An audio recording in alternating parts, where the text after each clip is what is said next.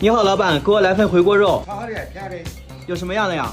这个是10块钱片的，这个就是15一片的，这个就是20一片的。哦，有什么区别啊？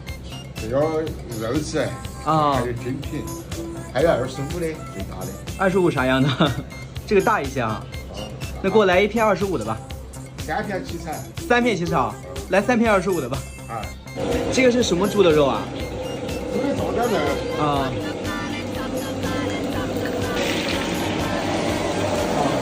先用油过一下，再放材料炒。3鱼翅、3鱼翅、味精、鸡精、白糖、胡椒面、花椒、是。